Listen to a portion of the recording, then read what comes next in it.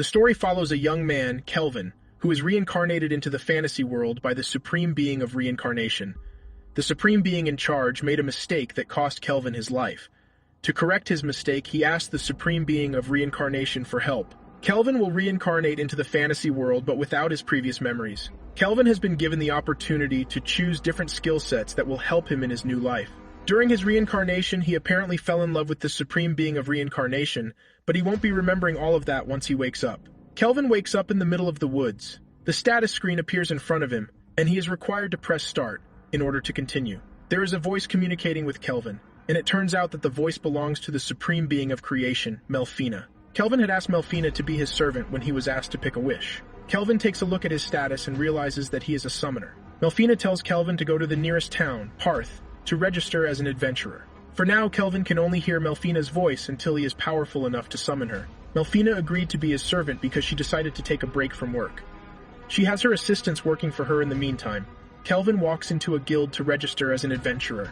Melfina tells him not to register as a summoner because S-rank summoners are very rare. They rarely have one per nation.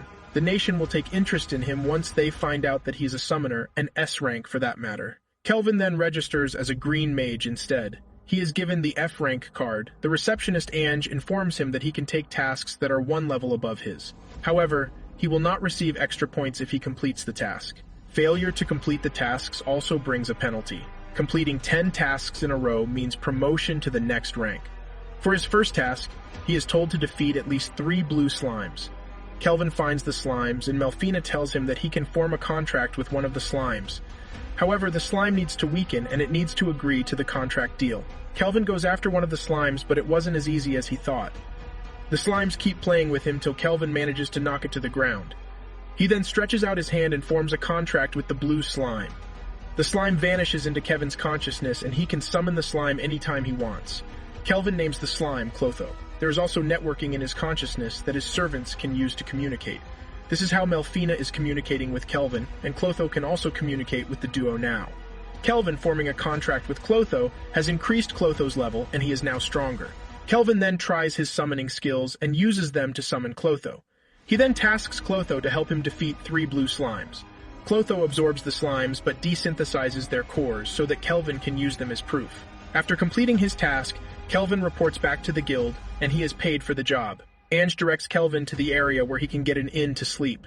On his way to the inn, he passes through an alley where he sees some slavers displaying their slaves for sale. Among the slaves is an elven girl, but Kelvin has no money to buy her and leaves. Kelvin makes his way to the Spirit Song Inn. He meets with the receptionist, Claire. Claire shows him to his room and also prepares a meal for him. This signals his journey and adventure in another world. Soon afterward, Kelvin is promoted to E rank after completing the required number of tasks. Ange suggests that Kelvin form a party of his own because he will start taking on more difficult tasks. Kelvin thinks to himself that he doesn't need a party since he has Clotho. Ange asks Kelvin if he's from another world because he is quite strong for a beginner, but Kelvin prefers not to answer. As Kelvin talks about what tasks he should take on next, an adventurer, Cashel, enters. He suggests that Kelvin take down the Black Ghost Knight. Cashel introduces himself as a D-rank adventurer to Kelvin. Unknown to Kelvin, this is Cashel's usual plot to take on newbies. He lets them believe that he is weak, and then humiliates them. Everyone in the guild is afraid of Cashel because he is actually a B-rank adventurer. Cashel says his party is going after the Black Ghost Knight, and he wants Kelvin to join them. Ange tries to protest that the task will be too tough for Kelvin, but Cashel shuts her up. Kelvin then tells Cashel that he is not interested in joining his party to defeat the Black Ghost Knight. Kelvin uses his appraisal eye to check Cashel's stats, and finds out that he has been lying about his stat and rank. He also has a worrisome title, and Kelvin realizes that Cashel will not back down. Kelvin then makes Cashel a deal. He will compete against Cashel and his party. Whoever defeats the knight first will be the winner of the competition. Cashel is confident and immediately accepts the challenge. Cashel meets up with one of his party members, Gimmel. He tells Cashel that his appraisal eye is C rank, and he still can't view Kelvin's stats. Gimmel suggests that Kevin's concealment will be C rank at least. Another of the party members, Raj, who appears to be the muscle of the party, can't wait to crush Kelvin. Later on, Cashel and his party get to the old castle to find out that all the undead monsters have been defeated already. What's left is just the Black Ghost Knight. Kelvin reveals himself and says he has been waiting for them. Kelvin reveals that he knows of their plans to cause him harm. Apparently, they have been killing other adventurers to increase their own rank points instead of just completing tasks. Raj is the first to come after Kelvin, but he traps him in a mud vine. Gimel tries to escape, but he is stopped by a Clotho. Turns out that Clotho has now evolved into a slime Glutonia during all their tasks. His title is now a Devourer, and he is even stronger. However, he can go back to his usual size at will. Together, they defeat Cashel and his party. After defeating the 3 corrupt adventurers, Kelvin decides that it is time for the main event. He opens the door leading to the room where the knight is waiting. Kelvin approaches the knight and lets him know of his plan to make him a member of his party. This surprises the knight and says most people just come at him with their swords. The duo sits down to have a conversation. He tells Kelvin that he was once human, but he is not ready to tell Kelvin the reason he turned into a monster. The knight says he has no country or king to fight for again. He reveals that his name is Gerard, but Kelvin will have to defeat him before he can form a contract with him. A battle ensues between the duo, and during the fight, Gerard reveals why he has been staying alive. He was once the captain of the knights in his small country, Alcarl. One day, an elf, Jidora, from the western continent came with a proposal for the king. Jidora came on behalf of the Lizea Empire, and he asked the king to work for them. He wants the king and military to destroy the holy empire of Daramis. However, the king refused, and in a few days, everyone in Alcarl died. Gerard refused to die so that he will still be able to avenge the death of his family and his country. Kelvin hears this and uses everything in his power to defeat Gerard. Gerard concedes defeat and forms a contract with Kelvin. Shortly afterward, Kelvin takes a chunk of the knight's armor back to the guild as proof. He also hands over Cashel and his party for punishment. With this, Kelvin now has 3 beings working for him. The 3 beings are Melfina, Clotho, and Gerard. Melfina's level is immeasurable because she is a supreme being. Up next, Kelvin meets with the guildmaster, Leo. Leo's appraisal eye is A rank, and this makes it difficult for Kelvin to hide his stats.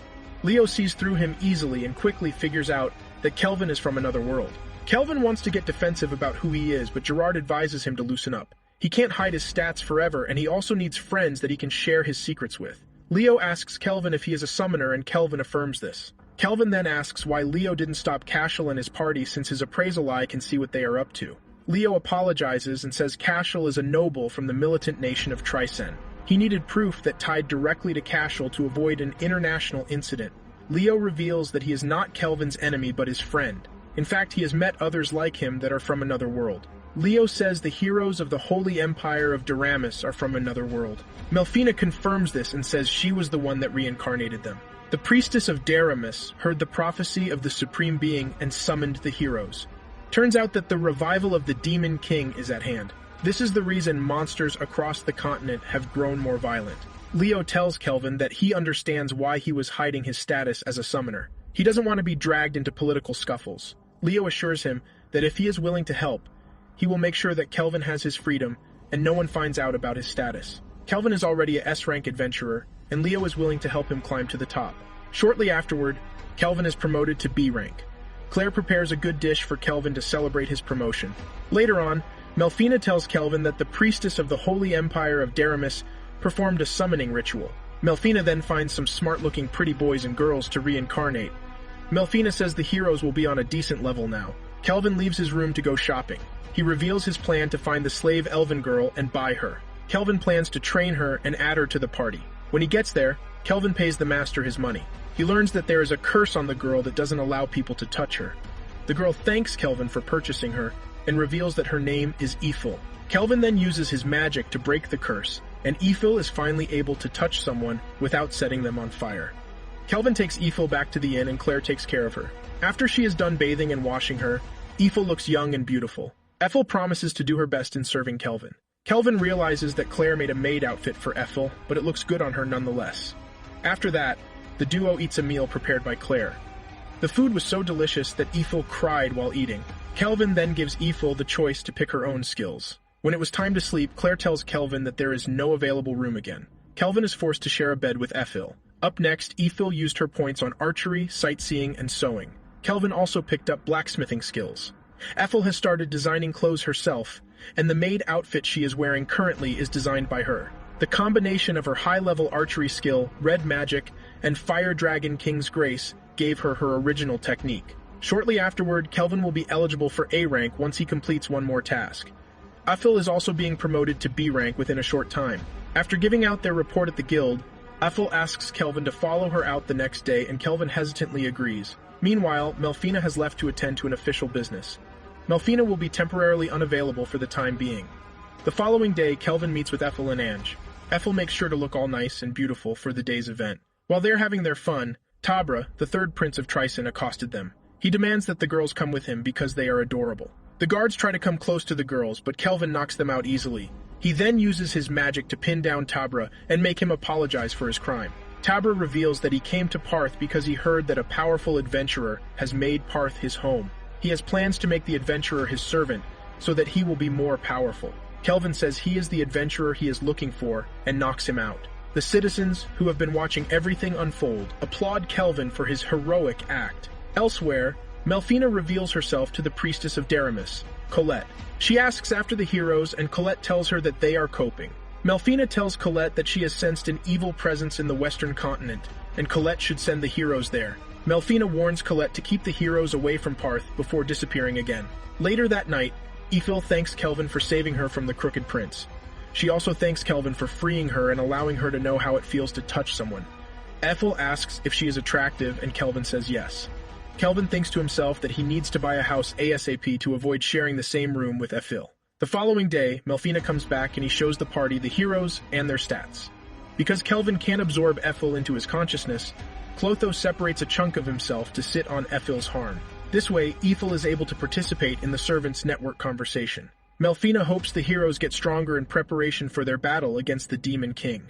She points out that Kelvin and his party are getting stronger each day. Kelvin showcases his blacksmith skill and reveals the weapons he just made. Ethel also showcases the new robes and armor she made for herself and the party members. Moments later, Kelvin is called to the guildmaster's office. Leo tells him that a demon has been found in the Hermit's Cave. Melfina says demons are one of the strongest races alongside dragons and angels. Leo asks for Kelvin's help because they don't know how strong the demon is yet. Kelvin accepts to help out. Kelvin gets to the cave, and the adventurers who found the dungeon fill him in on all the details. When entering the dungeon, Gerard takes the lead, Ethel and Kelvin follow while Clotho takes the rear. They get to the inner door, and Kelvin tells his party that he is sensing two life forms in the room. They enter the room and see a demon girl who is under a seal. Another demon appears and reveals that he is the archdemon, Victor. Kelvin opens his mouth in surprise because Victor is automatically an S-rank demon for him to be the archdemon. However, this doesn't move Kelvin because he is a lover of battles. In fact, he is wearing a smile when he finds out how strong Victor is. Victor tells the party that the girl they are looking at is the daughter of the Demon King, Gustav. Gustav kept it a secret so that his enemies would not use his daughter against him. Victor reveals that only humans can break the girl's seal, but he wouldn't want that. He wants to absorb the girl and become the Demon King himself. Victor summons his underlings, and a battle begins between the two parties. Gerard takes out the underlings with one swipe of his sword, while Kelvin takes out the ones Gerard misses. Victor uses a magic smoke bomb to try and sneak up on Kelvin, but Kelvin foils his attacks very easily. Aphil gets behind Victor and shoots him with her magical arrow. Gerard gets close to him and cuts off one of his arms. Victor concurs that Kelvin and his party are the second to do this much damage to him. This prompts Victor to activate his full magic power and gets even bigger and stronger. He attacks the party with his magic, and this weakens Gerard. He knocks Gerard to the floor, and he is getting the upper hand until Clotho releases a blister of attacks on him from above. This gives Kelvin and Aphil the chance to launch a devastating attack on Victor. Victor gets knocked to the floor and concedes defeat. Victor then reveals that he never planned to absorb the king's daughter. He says Kelvin wouldn't have fought hard even if he had not lied. Victor tells the story behind everything. Several hundred years ago, Gustav put him in charge of his daughter, Sarah. He was basically the one that raised her. He was living with her in a big mansion that Sarah cannot leave. Gustav did everything in his power to hide the fact that he has a daughter. Then one day, the hero attacked and came for Gustav. Victor was ready to fight and die for Gustav, but Gustav ordered him to continue watching over Sarah. If her existence should ever be known, other demons and even the hero would come after her. Gustav then puts a seal on her that only humans could break. If anyone but the hero should find her, she would be safe. When Gustav died, Sarah was sent to a distant land where Victor continued to watch over her even under her sealed state. Gustav hopes that one day, Sarah would be able to live peacefully without violence coming to her. Victor then reveals that he has been waiting for a time of peace so that Sarah's seal can be broken. She can then attain her position as the Demon King. Victor laments that all his plans have now failed. He begs Kelvin for a last wish. He begs Kelvin to let Sarah join his party and also show her the world. Sarah is probably awakening from her slumber already and would have been listening to their conversation already. Victor tells Kelvin to break the seal and Sarah's eyes will open. Kelvin offers to heal Victor, but he refuses and says he only served the Demon King and he is not ready to serve anyone else. After saying everything he has to say, Victor finally dies. Kelvin moves closer to Sarah and breaks the seal. Sarah wakes up and begins to cry because she just lost the last person she knows as family. Sarah forms a contract with Kelvin after she is fully conscious. The party finishes up in the cave and returns to the surface. Gustav already made a camouflaging hairband for Sarah before his death to conceal her horns. Kelvin lied to the adventurers that Sarah was one of the first adventurers to enter the cave. They show the adventurers the proof that the demon has been defeated and leave. Later on, Eiffel makes a new and stronger armor for Gerard. Gerard's stats have also gone up and he is now stronger than before. The party takes Sarah back to town and shows her what it means to be living among humans. Kelvin returns to the guild and he is officially promoted to the A rank. Ange then organizes a party to celebrate Kelvin's promotion. Later that night, Kelvin hears Sarah thinking aloud. She promises to make Victor proud and see the world as they have always planned to do. Up next, Kelvin makes a new armor called Queen's Terror for Sarah. He made the armor out of Victor's armor just like Sarah had requested. He also made a new sword for Gerard. After all his hard work, Kelvin is exhausted and starts to crave rice. He keeps screaming that he wants to eat rice. Shortly afterward, the party packs their things and begins a journey to a country called Toraj. Kelvin has two purposes on his journey to Toraj. The first one is to show Sarah the world. It is said that Toraj is a country that borders the ocean, and it is believed that they have a rice-like plant. It wasn't hard for Leo to grant them permission to travel to Toraj. It is revealed that Melfina has left temporarily again. Melfina has gone to do some adjustments to her body so she can enter one of her avatars. This will give Kelvin the strength to be able to summon her. This will also conceal her status as a supreme being. On the way to Toraj, the party is stopped by a gang of bandits known as the Black Wind. It is said that an A-rank adventurer from Trisen once defeated the gang, but it seems they are back in action. The gang tries to rob the party, but unknown to them, they just met a terrible fate. Kelvin tells Sarah to deal with the thieves, and in no time, she has defeated every single one of them. The thieves tell the party that they will be in big trouble when their boss learns of what happened. This excites Kelvin and says he can't wait to meet their boss. Soon afterward, they arrive at Toraj. Kelvin notices that Toraj looks like old Japan. They find their way to the region's guild. They hand over the thieves to the guild, and the party meets with the guildmaster Mist. Mist reveals that Leo has told her about Kelvin. In fact, Kelvin is what Leo talks about most of the time now. Mist informs Kelvin that Trisen's warrior Christopher defeated the Black Wind. However, it turns out that he is now running the show. They have started kidnapping girls to sell them as slaves. Mist is being careful about the issue because it might turn into an international incident if not careful. Kelvin learns that Christopher's level is 70, and his excitement reduces. He wishes that Kristoff has more levels so that he will be a tough opponent. Just then, Sarah detects that a group of adventurers has just entered the town. Turns out that the heroes just arrived in town. Kelvin is happy because it just made things easier for them. Kelvin tells Mist to inform the heroes about Kristoff. If Kristoff is defeated by the heroes who actually stand for justice, there won't be any complaints. Up next, Kelvin and his party track down Kristoff's base of operations. They storm in, defeat his underlings, and set the girls free. They find Kristoff and his generals in their office. Kelvin defeats them very easily and leaves them lying on the floor. Later on, the heroes arrive at the hideout.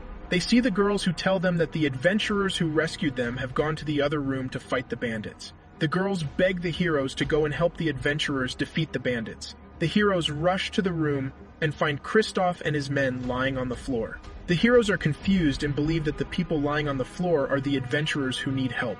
They find Kelvin and his party wearing a smirk on their faces. The heroes mistake Kelvin and his party for the band of thieves. Unknown to the heroes, Kelvin has planned this already. His intention all along is to trick the heroes and make them fight him. The heroes introduce themselves.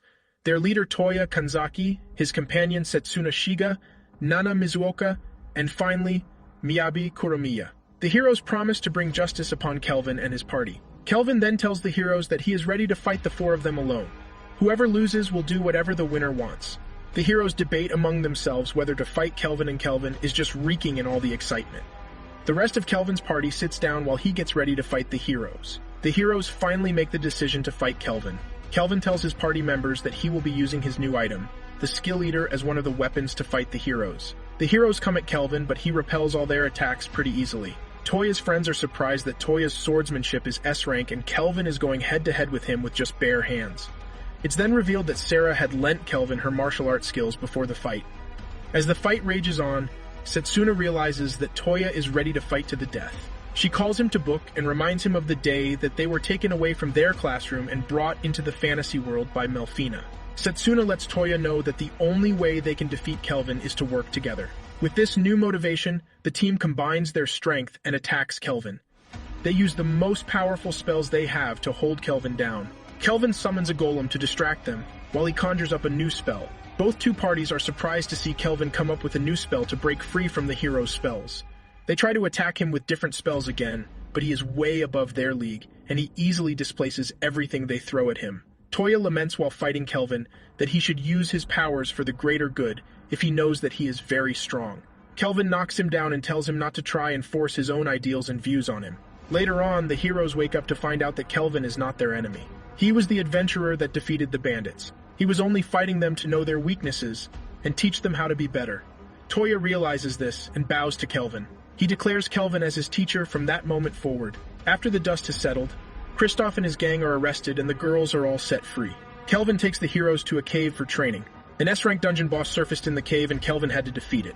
Kelvin tells Toya and his party that they still need to work very hard before they can face S-rank monsters. Days later, Toya and his party prepare to leave the town. They thank Kelvin for all his help. Kelvin gives them pendants as parting gifts. Toya promises to be stronger the next time they meet. After their departure, Kelvin reveals that the pendants he gave the heroes are stat boosters. This will help them to grow stronger and quicker. He then asks Gerard if Lizea is across the sea to the west, and he says yes. Let's not forget that Lizea was the country that destroyed Gerard's home. Kelvin has not forgotten this, and plans to punish them for their sins. Kelvin wants to get stronger and better before taking on Lizea. Minutes later, Kelvin is informed that the country's king wants to see them. Upon getting to the palace, Kelvin notices that the palace is built like the typical Japanese palace. Gerard informs him that the first ruler of the country is rumored to have come from another world. They enter the palace and Kelvin sees that it also has the same settings as Japanese palaces. They are welcomed by the current ruler of Toraj, Tsubaki Fujiwara. Upon hearing her name, Kelvin thinks to himself that the name is definitely a Japanese name. This seals his assumption that the country's first ruler must have been from Japan. This must also be the reason why they are the only country that has rice. Tsubaki says they would have held a celebration for the party's good deed, but Trisen is involved.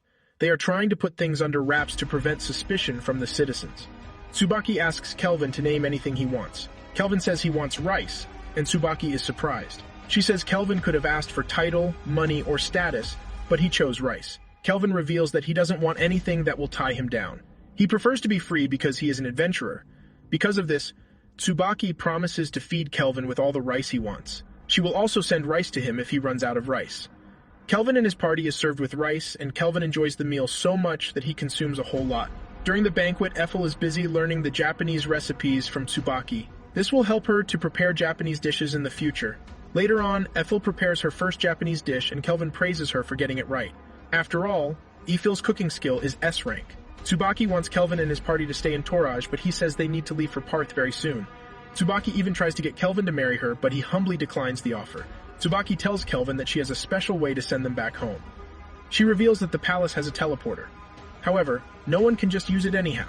You have to be given permission from the receiving side too. The reason Kelvin and his party would be able to use it is because Leo already inscribed the permission sequence into their guild cards. Kelvin is surprised that Leo didn't tell them about this. The party takes the teleporter and returns to Parth. Kelvin buys a house after returning to Parth. The house has enough room for everyone.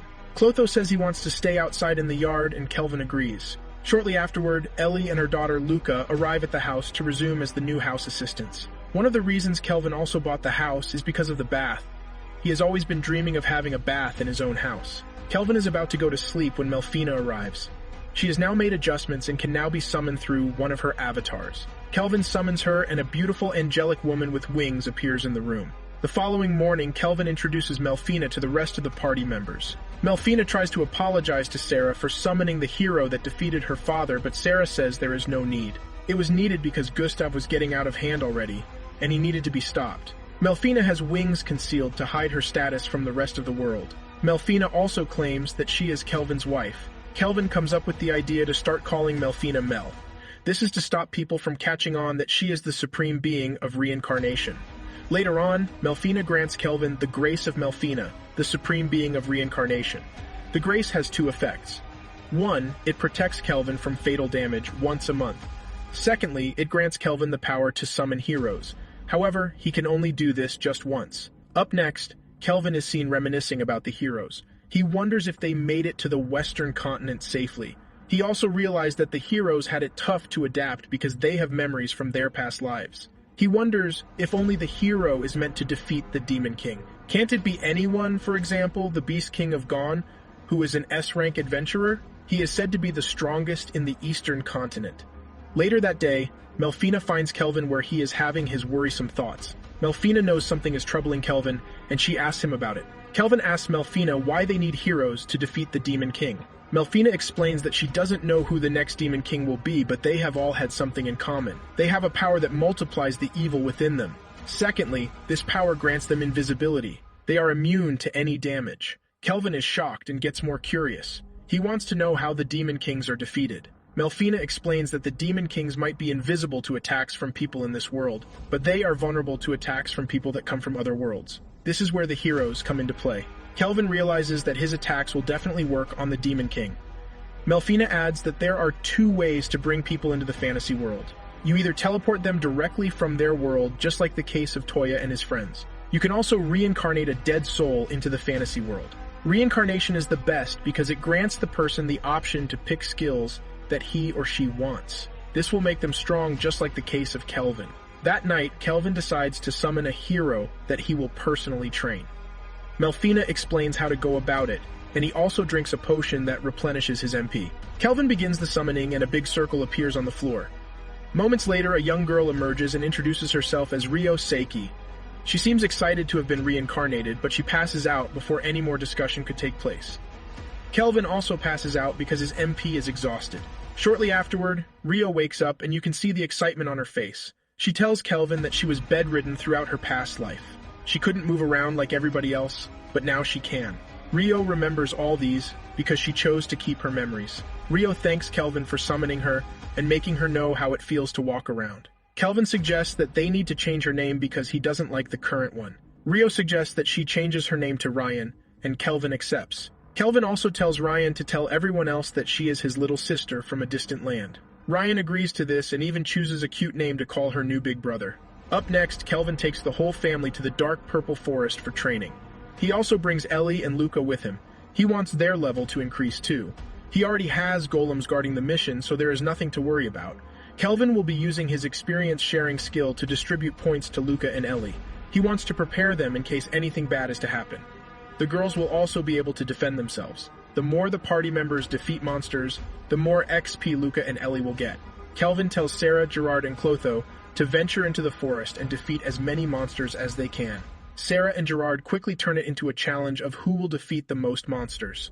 Moments later, a shadow wolf appears, and Kelvin defeats it before forming a contract with it. He then hands over the wolf to Ryan as her new pet. Soon afterward, Erd and his party arrive in the forest to train also. Erd is in the forest for his entrance examination to get promoted to B rank. Erd compliments Kelvin for having such beautiful girls in his party.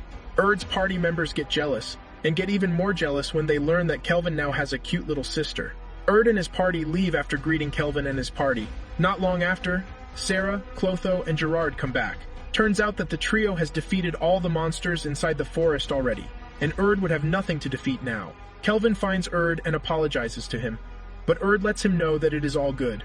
Erd says his party is now very strong and Kelvin even deserves to be S rank by now. Upon getting back home, Ryan washes her pet and names the wolf Alex. It is revealed that Ryan can also understand Alex. Turns out that she has the skill for that. After this, Ryan begins her training with Gerard and Sarah. She is taken under intense training drills to improve her skills. One night, Kelvin figures out that a group of bandits is surrounding the mansion.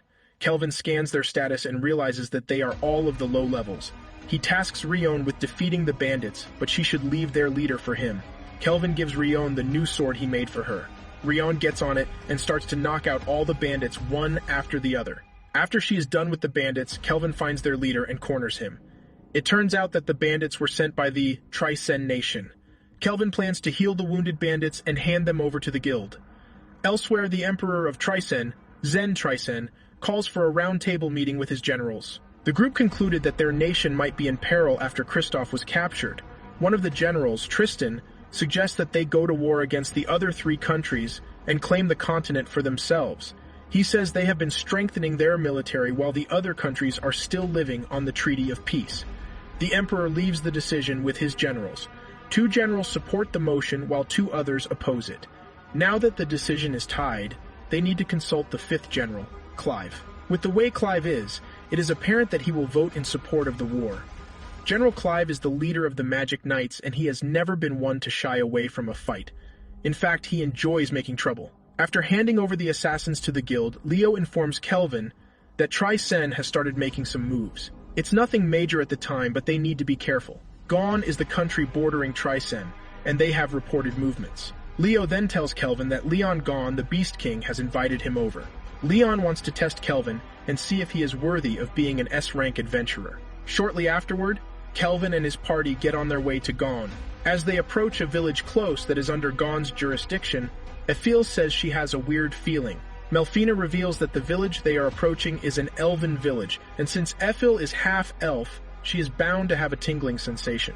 It is revealed that elves were originally from the western continent, but some of them moved to the eastern continent some years back. As the journey continues, Sarah points out that you need to have the approval of at least 2 rulers before you are granted the S-rank. Tsubaki already gave her approval, but Leon wants to test Kelvin before giving his approval. Suddenly, they are stopped by a group of elves that are guarding the village. Kelvin shows them the seal from Leon and reveals that they are not their enemies. The village chief, Nelrus, shows up to meet Kelvin. He sees Ethel and gets taken aback like he has seen someone he knows. He calls Ethel by another name, Lumel. Nelrus takes them into the village and reveals that he has mistaken Ethel for someone else.